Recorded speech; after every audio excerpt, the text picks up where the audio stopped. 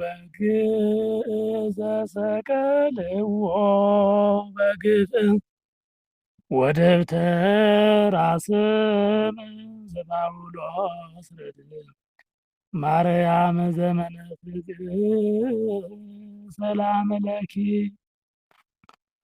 ኦርያሬሰ ሰማይ ለብሰኪ ዋሳእነኪ ብላ ጽጌደንጎላ ቀይሕ ዘምድረ ቆላ ማርያም ዘመነ ተድላ ሰላም ለኪ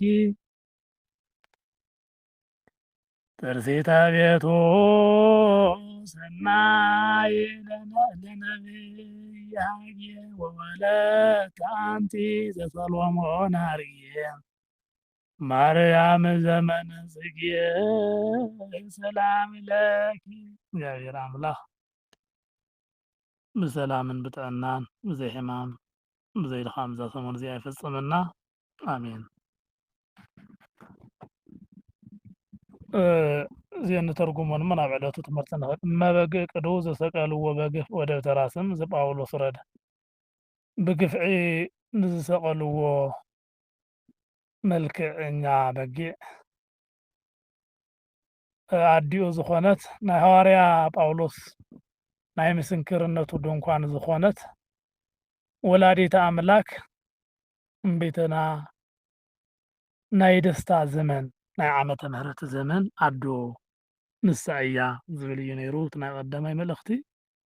ብግፍዒ ዝተቐልዎ ናይቲ ቀራንዮ በጊዕ ኣዶ ዝኾነት ክብል ከሎ የመስግን ኣሎ እቲ ደራሲ ማለት እዩ።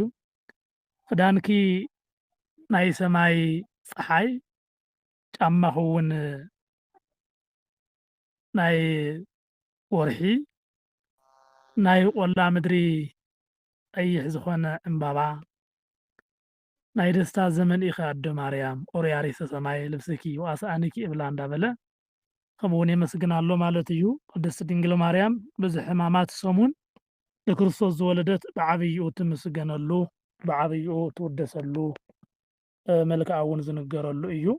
እግዚአብሔር አምላክ ክብሪ ምስጋና ንዑ ይኹን። ወላዲተ አምላክ አማላድነታ ይፈለየና።